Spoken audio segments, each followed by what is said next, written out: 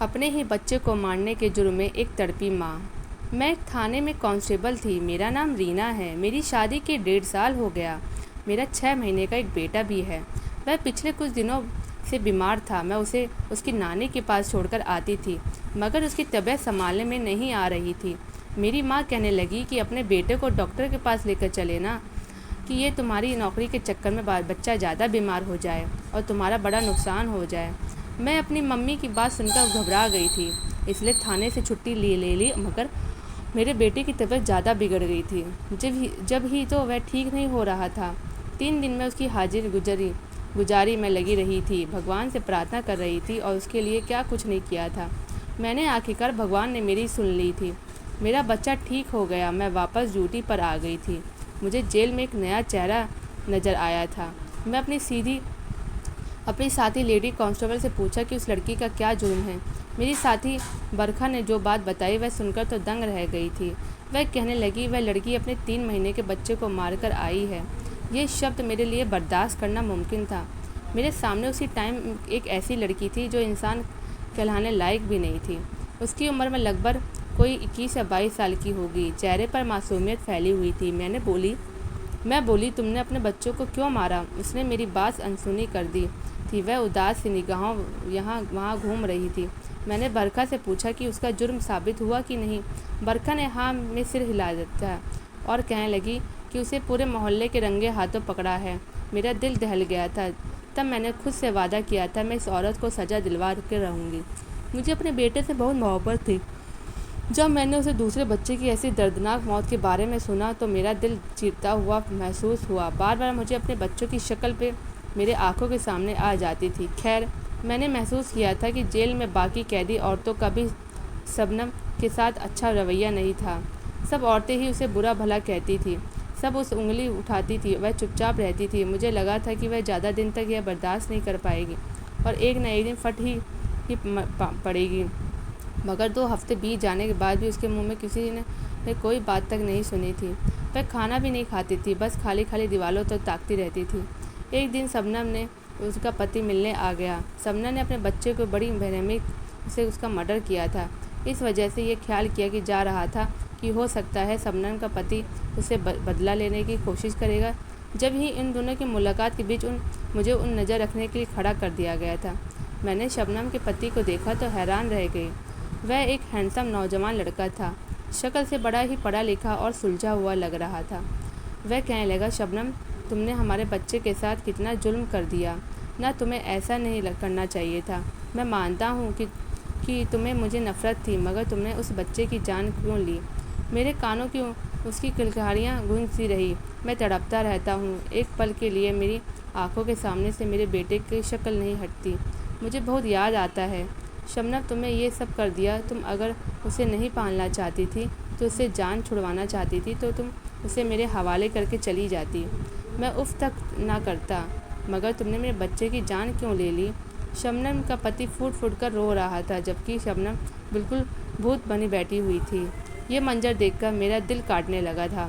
پھر اس کا پتی بولا، میں جانتا ہوں تم محلے کے اتل کو پسند کرتی ہو، اسی کی وجہ سے تم نے اپنے بچے کو مارا تھا کہ میں پھر تمہیں ڈیورس دے دوں اور تم اس سے شادی کر لو، مگر تمہیں یہ پتہ کہاں تھا کہ وہ تمہیں صرف پھر بھی نہیں مل پائے گا، تم جیل کے سلاخوں کے پیچھے چلی جاؤ گی۔ اب مجھے بتاؤ میں کیا کروں؟ میں کہاں جاؤں؟ تمہیں تو اپنے عشق کے آگ پر میرا ہنستا کھیلتا گھر اجاڑ کر رکھ دیا، تم نے میرا بچہ مار دیا اور تم اب جیل میں بیٹھی ہو۔ مجھ سے تو میرا بچہ اور پتنی دونوں ہی چھین گئے ہیں، نہ میں اکیلا رہ گیا ہوں۔ میرا دل بہت اداس رہتا ہے۔ شبنم نے اپنے اتنی ساری بات سننے کے بعد بھی بالکل چپ تھی اور کچھ نہیں بولتی تھی، جبکہ اس کا پتی ایسے ہی اداسی باتیں کرتا رہا اور پھر 1 گھنٹے بعد اس کا چلا گیا۔ تب مجھے یہ ساری کہانی سمجھ آئی تھی کہ ایک ماں کی آنکھوں میں محلے کے لڑکے کے عشق کی پٹی بن گئی تھی، جس کی وجہ سے وہ اپنے بچے کی جان لے لیا تھا۔ اس نے اپنے بچے پر ذرا سی بھی ترس نہیں آیا تھا۔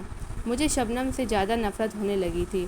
میں نے سوچا کہ جیل میں جو قیدی عورتیں اس کے ساتھ سلوک کرتے ہیں وہ بالکل اچھا ہے اور شبنم کے ساتھ اچھا کرتی ہیں، اسی سب کے لائق ہے، جبکہ جیل میں ان سب کی اجازت نہیں ہوتی۔ ہماری ڈیوٹی یہی ہوتی ہے کہ اگر جیل میں کسی طرح کی بدتمیزی کسی کے ساتھ ہو رہی ہو تو روکا جائے، قیدیوں کو آپس میں لڑنے نہ دیا جائے، لیکن اب میں شبنم کے معاملے میں بالکل چپ ہو گئی۔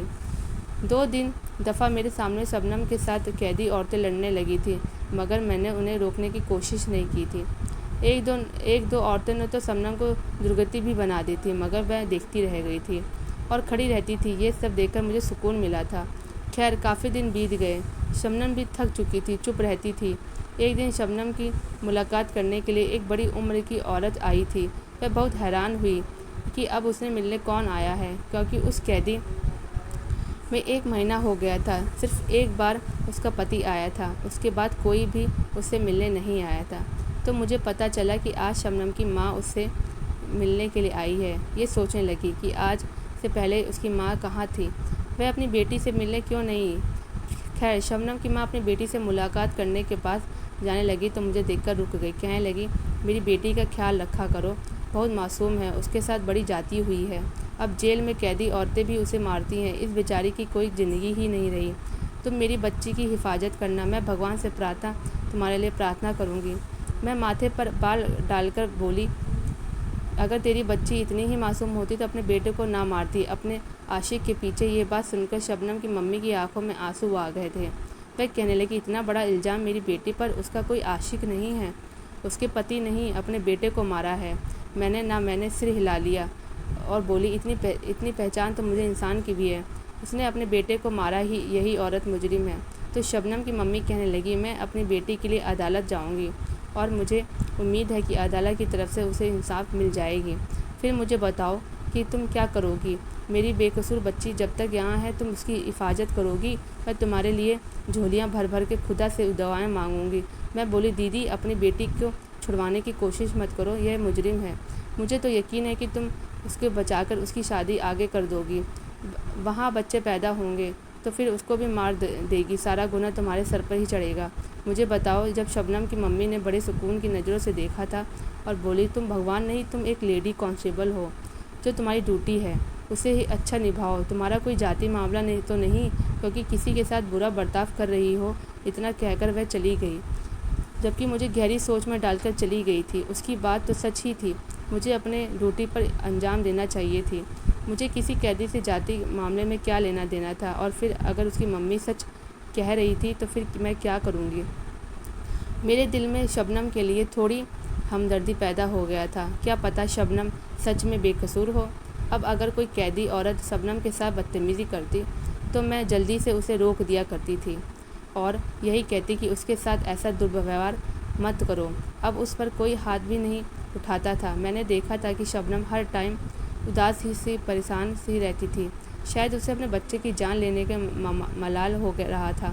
پھر تھوڑے دن بیتے تو ایک لڑکا شبنم سے ملنے آیا تھا۔ میں نے پوچھا کہ تمہارا نام کیا ہے؟ وہ تو کہنے لگا، اتل ہوں میں۔ یہ بات سن کر تو کان کھڑے ہو گئے تھے، یقیناً شبنم کا عاشق تھا۔ میں نے ان دونوں کی ملاقات کروا دی۔ اس بار تھی میں پاس ہی کھڑی تھی، مجھے بڑا شک تھا کہ آخر یہ باتیں کیا کرتے ہیں، تو اس لیے میں جان بوجھ کر اس کے اگل بغل چکر لگاتی رہتی تھی۔ اتل بابر یہی کہہ رہا تھا کہ شبنم، تم نے اپنے بچے کی جان لے کر اچھا نہیں کیا، تم مجھے پسند کرتی تھی تو ٹھیک ہے، مجھے بھی تم اچھی لگتی تھی، مگر اس کا یہ مطلب تو نہیں تھا کہ تم اپنے بچوں کی جان لے لیتی، تم اپنے پتی سے ڈیورس بھی تو لے سکتی تھی نا۔ اب اگر تم جیل سے چھٹ گئی تو میں تمہیں اپناؤں گا نہیں۔ اتنا کہہ کر اتل چلا گیا تھا اور شبنم بھوت بنی اس دیواروں کی طرف دیکھتی رہ گئی تھی۔ تب میں آگے بڑھی اور بولی کہ دیکھ لیا، یہ دنیا رشتے ایسے ہی ہوتے ہیں، کوئی کسی کا نہیں ہوتا۔ تم نے بنا وجہ سے ہی اپنے بچے کی جان لے لی تو بس۔ وہ مجھے دیکھ کر رہ گئی، اس نے آج بھی مجھے کچھ نہیں کہا تھا۔ اب میں شبنم کی طرف کی کہانی جاننا چاہتی تھی۔ مجھے شک ہونے لگا تھا کہ آخر میں شبنم سے پوچھوں کہ اس کے دل میں کیا آیا تھا جو اس نے اپنے بچے کی جان لے لی۔ اتل کی محبت کیا ماں کی ممتا سے بڑی ہو گئی تھی؟ میں تو اپنے بیٹے کے بغیر نہیں رہ سکتی تھی، تو پھر اس کے اندر اتنا حوصلہ کہاں سے آیا تھا؟ شبنم کی کہانی جاننے کے لیے ضروری تھا کہ میں اس سے ساتھ دوستی کر لیتی، اس لیے اب میں اس پر غصہ نہیں کیا کرتی تھی، اس پر اور دھیان دیا کرتی تھی۔ کھانا کھا لو، کیونکہ وہ کھانا بہت کم کھانے لگی تھی۔ وہ ہڈیوں سے ڈھانچہ بن چکی تھی، دن بھر وہ 4-5 نوالا سے زیادہ نہیں کھا رہی تھی۔ میں یہی کہتی کہ اگر تم بے قصور ہو بھی تو تم اس طرح جیل سے سلاخوں میں پیچھے ہی رہو گی۔ اگر تم دنیا والوں کو نہیں بتاؤ گی تو تم بے قصور تھی۔ شبنم یہ سب سنتی رہتی۔ ایک دن وہ پھٹ پڑی تھی کہ وہ کہنے لگی، میں زندہ نہیں رہنا چاہتی ہوں، مجھ پر لعنت ہے ایسی زندگی پر، میں مر جانا چاہتی ہوں، مجھے یہ دنیا اچھی نہیں لگتی۔ تو مجھے محسوس ہوا تھا کہ شبنم کے چپ رہنے کے پیچھے یہی وجہ تھی، وہ ڈپریشن کا شکار ہو چکی تھی۔ بات یہ ہے کہ انسان اپنے ٹائم پہ محبت کے جال میں پھنس کر اگر اپنے بچوں کو نقصان پہنچا بھی دے تو وہ بعد میں یہ سب سوچ کر دیوانہ ہو جائے۔ اس سے اپنے بچے کی جان لی تھی، مگر اب وہ اسے یاد کرتی تھی، شاید اسے اپنے بچے کے مرڈر کرنے کا صدمہ ہو گیا تھا۔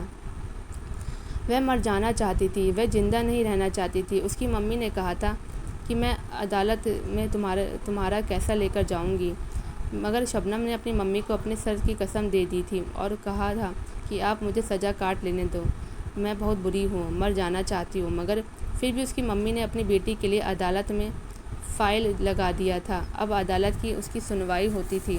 پہلے سنوائی پر اس کے ساتھ نہیں گئی تھی کیونکہ دوسری لیڈی کانسٹیبل چلی گئی تھی۔ جب شبنم واپس آئی تو میں نے اس سے پوچھا کہ تم نے جج سے کیا کہا؟ تو شبنم میری آنکھوں میں آنکھیں ڈال کر بولی، میں نے عدالت کے سامنے اپنا جرم قبول کر لیا ہے اور انہیں کہا کہ میری سزا پھانسی سے کم نہیں ہونی چاہیے۔ اس کی بات سن کر میں ایک دم سے چونک گئی تھی۔ وہ بولی، اس کے پیچھے کیا وجہ ہے؟ تو کہنے لگی، جب میرا بچہ پنیت ہی زندہ نہیں ہے تو مجھے جی کر کیا کرنا ہے؟ تو میں بولی، تم نے پنیت کو قتل کیوں کیا؟ تم اس کو نہ مارتی؟ شبنم کہنے لگی، ہاں، مجھے پنیت کو قتل نہیں کرنا چاہتی تھی، مجھ سے بہت بڑی غلطی ہو گئی ہے۔ وہ ایسی ہی باتیں کر رہی تھی۔ اب وہ کھل کر اپنے دکھ کا اظہار کرنے لگی تھی، مجھ سے بات بھی کر لیا کرتی تھی۔ مجھے ایک دن کہنے لگی، میرا پنیت اب بڑا ہو گیا تھا، مجھے پہچاننے لگا تھا، اب میری طرف دیکھ کر ہنسنے لگا تھا اور مجھے ہاتھوں میں اشارہ کرنے اپنے پاس بلاتا تھا۔ جب میں کام کاج کر کے واپس آتی تو وہ میری طرف دیکھ کر مچل جاتا تھا اور کہتا تھا، مجھے اٹھا لو، پر میری مجبوری تھی، اسے اٹھا کر نہیں پاتی تھی۔ اس کی بات سن کر چونک گئی۔ میں بولی، تمہارا کیا مجبوری تھی کہ تم نے اپنے بچے کو ہی اٹھا نہیں پائی؟ تب میں نے شبنم کا چہرہ درد سے دیکھا تھا۔ اس نے جلدی سے اپنے آنسو صاف کیے اور لیٹ گئی۔ کہنے لگی، مجھے نیند آ گئی ہے، مجھے یہاں سے جاؤ۔ مجھے لگنے لگا تھا کہ شاید شبنم قتل کرنے سے پہلے اپنے بچے پر ظلم کرتی رہتی تھی، یعنی اسے اٹھاتی نہیں تھی۔ ہو سکتا ہے اسے دودھ کے لیے بھی ترساتی ہو۔ کیا مجبوری تھی کہ تم نے اپنے بیٹے کو ہی نہیں اٹھا پائی تھی؟ تب میں شبنم کا چہرہ جرد ہوتے ہوئے دیکھا تھا۔ خیر، مجھے دن بدن شبنم کی نفرت ہوتی جا رہی تھی، مگر وہ پھر بھی اس کے ساتھ اچھی تھی کیونکہ اس کا راز جاننا چاہتی تھی، اور پھر یہ بھی تو نہ تھا کہ مجھے اپنی ڈیوٹی پر انجام دینا تھا۔ میں اس کے ساتھ زیادتی نہیں کر سکتی تھی۔ یہ اپنا جرم قبول کرنے کے بعد وہ کیس عدالت کے خارج کر دیا تھا۔ شبنم کی سزائے موت سنا دی گئی تھی۔ جس دن شبنم کو موت کی سزا سنائی تھی وہ بہت خوش تھی۔ میں نے اس کی خوشی کی وجہ پوچھی تو کہنے لگی کہ اب میں اپنے بیٹے کے پاس چلی جاؤں گی اور ہمیشہ ہمیشہ کے اس کے ساتھ رہوں گی۔ اب تو میں اسے اٹھا بھی لیا کروں گی، میں اس کے سب لاڈ نخرے اٹھایا کروں گی۔ تو میں بولی، اس دنیا میں تمہیں اتل ہی کی محبت نے اس طرح اندھا کر دیا تھا کہ تم نے اپنے بچے کا خیال نہیں رکھ پائی؟ تمہیں کیا لگتا ہے کہ اتنا پاپ کرنے سے بھگوان تم دونوں کو ملا دے گا؟ تو اس نے کندھے اچکتے ہوئے کہا کہ لگی، مجھے معلوم ہے کہ آگے میرے ساتھ کیا ہوگا، مگر میری یہی پرارتھنا ہے کہ اگلے جنم میرا بیٹا مل جائے گا۔ خیر، شبنم کو یہ ہائی کورٹ نے سزائے موت سنا دی۔ اس کے بعد شبنم کی ماں نے سپریم کورٹ میں بھی اس کی عرضی لگا دی تھی۔ اس بات پر شبنم آگ ببولا ہو گئی تھی۔ جب اس کی ممی اس سے ملنے آئی تو وہ اپنی ممی سے لڑتی جھگڑتی رہ گئی تھی۔ کہنے لگی کہ آپ نے ایسا کیوں کیا؟ آپ نے میرے لیے عدالت کا دروازہ کیوں کھٹکھٹایا؟ میں جینا نہیں چاہتی ہوں کہ اپنے بیٹے کے پاس چلی جاؤں، اور آپ ہے کہ بہانے سے میری سزا معاف کروانے کے چکر میں ہیں۔ مجھے آپ جانے دیجیے، میں زندہ نہیں رہنا چاہتی۔ شبنم کی ماں کہنے لگی، تمہیں میرے سر کی قسم ہے، اس بار تم عدالت میں جھوٹ نہیں بولو گی اور تم پر جو بیتا ہے تم ایک ایک شبد سچ بتاؤ گی۔ شبنم بس خالی نظروں سے اپنی ماں کو دیکھ رہی تھی۔ خیر، کچھ دنوں بعد سپریم کورٹ میں اس کی سنوائی ہوئی تھی۔ اس بار شبنم کے ساتھ میری ڈیوٹی لگ گئی تھی اور دوسرے لیڈی کانسٹیبل بھی تھی۔ شبنم کو عدالت پہنچا دیا گیا تھا۔ سپریم کورٹ کے جج نے شبنم کو دیکھا تو پورا نام سے بلایا۔ شبنم ابھی یہیں بھی یہی کہہ رہی تھی کہ اس نے یہ جرم کیا ہے۔ جج نے شبنم کا میڈیکل کروانے کی آرڈر کی تھی۔ اس نے کہا کہ شبنم کی میڈیکل رپورٹ مجھے چاہیے۔ عدالت نے اگلی تاریخ کے دے دیا تھا۔ میں شبنم کو لے کر واپس آ گئی تھی اور اس کی میڈیکل کروانے کی تیاری کرنے لگی۔ میں نے شبنم سے پوچھا کہ آخر ایسا کیا ہو سکتا ہے کہ جج کو تمہاری میڈیکل کروانے کی ضرورت پڑ گئی ہے؟ تب شبنم بولی، مجھے معلوم ہے، میں نہ ہی اپنی میڈیکل کروانا چاہتی ہوں اور میں نہ ہی یہ چاہتی تھی کہ میری سزا کی معافی ملے، تو صرف مر جانا چاہتی ہوں۔ مجھے جینا اچھا نہیں لگتا۔ میں بولی، تم زندگی سے اس طرح کیوں مایوس ہو چکی ہو؟ مجھے کچھ تو بتاؤ۔ شبنم کہنے لگی، میں نے اپنی زندگی میں بڑی پریشانیاں جھیلی ہیں، میں بہت کچھ سہا ہے، اس لیے میں مر جانا چاہتی ہوں۔ میں نے کہا، ہمارے تھانے میں سے کئی ایسے آئے ہیں جسے قاتل بھی اپنی سزا معافی کے لیے تڑپ رہا ہوتا ہے اور وہ چاہتا ہے کہ اسے معافی مل جائے، اسے ایک موقع دے دیا جائے، پھر تم کیوں نہیں جینا چاہتی ہو؟ وہ رونے لگی تھی، بولی، میری عمر آدھی کم ہے، یہ سب چھٹ گئی تو شاید میرے ماں باپ میرے پھر شادی کر دیں گے۔ میں شادی نہیں کرنا چاہتی، مجھے مرد ذات سے سخت نفرت ہے۔ میں بولی، اچھا ایسا کیوں ہے؟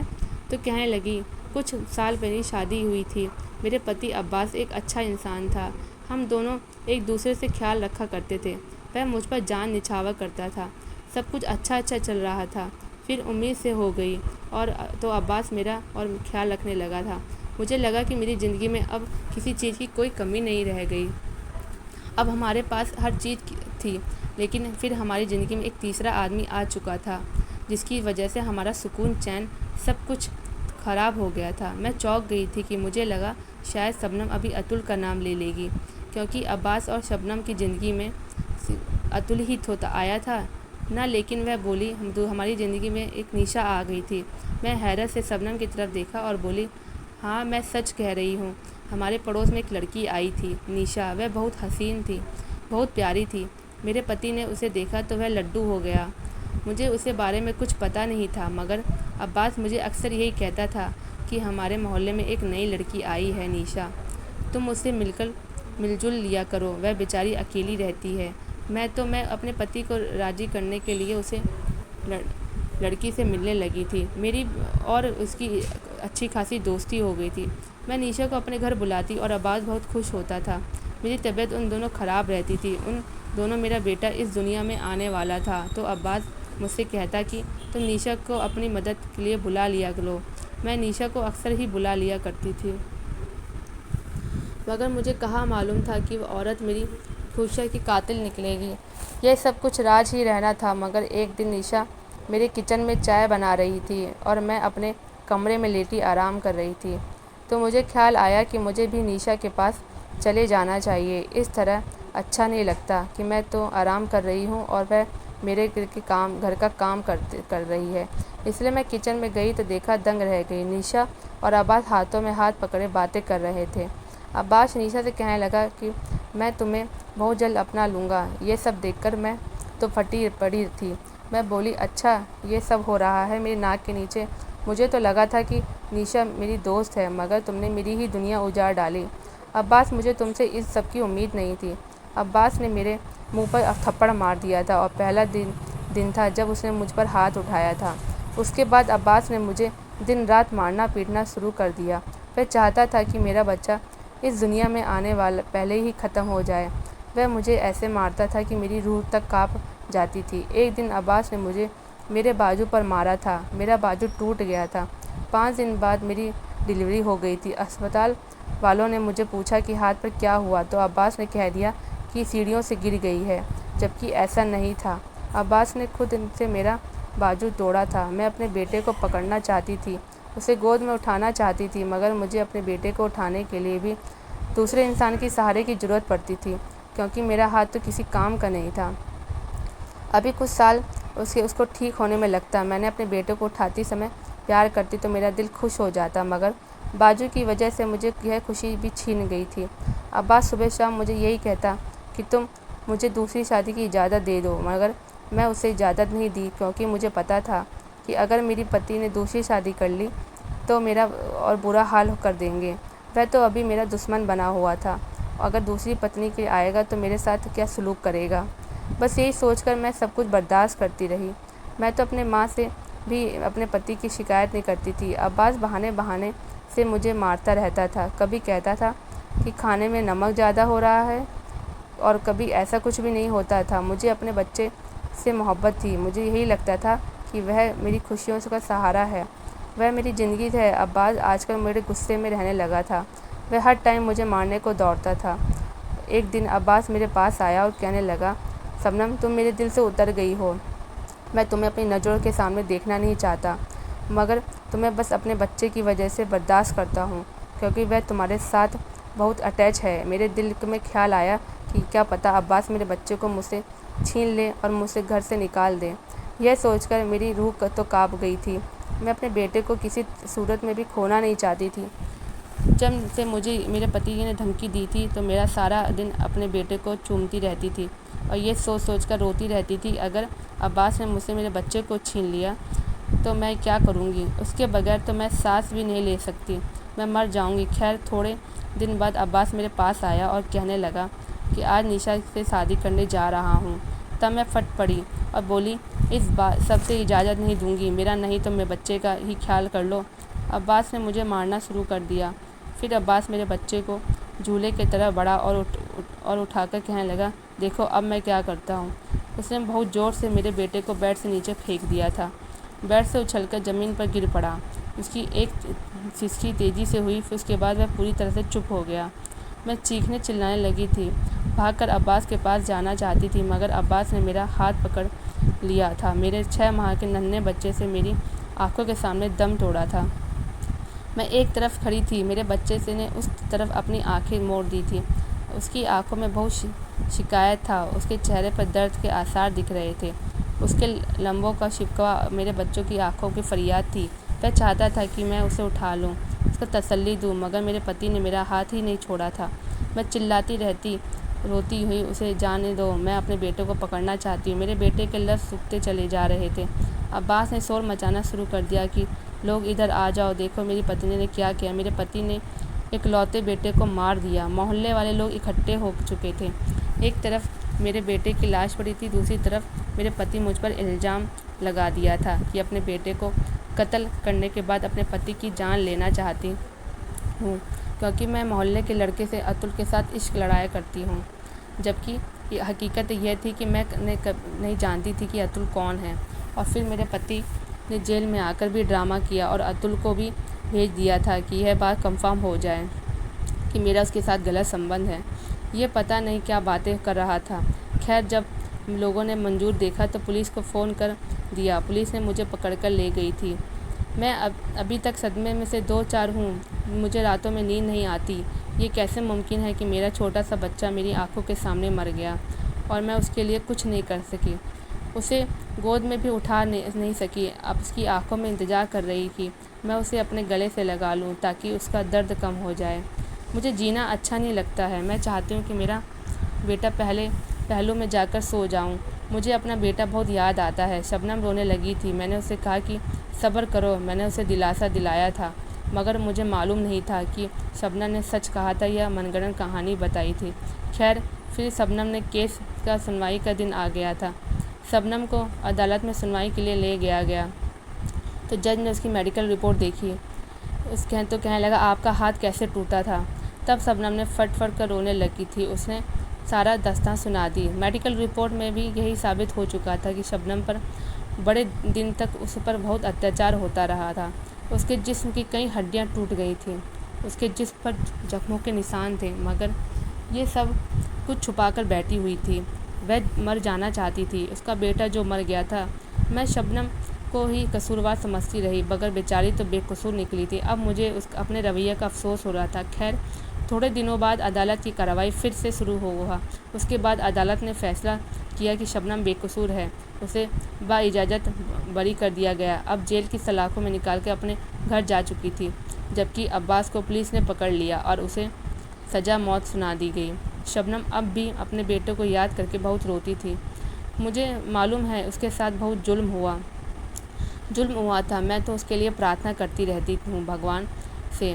دوستو یہ تھی آج کی کہانی، پسند آئے تو لائک اینڈ شیئر کیجیے، ہمارے چینل کو سبسکرائب کرنا نہ بھولیں تاکہ ہر آنے والی ویڈیو کو نوٹیفیکیشن آپ کو تک پہنچا رہیں۔ Thanks for watching, like and subscribe ملتے رہیں۔ اپنی اگلی کہانی میں سدا مجھ پر اپنا اسنیہ اور پیار بنائے رکھیں۔ سبھی کو میرا پیار بھرا نمسکار۔ ایسی پوسٹ پڑھنے کے لیے آپ کا بہت بہت شکریہ، بہت بہت دھنیہ واد۔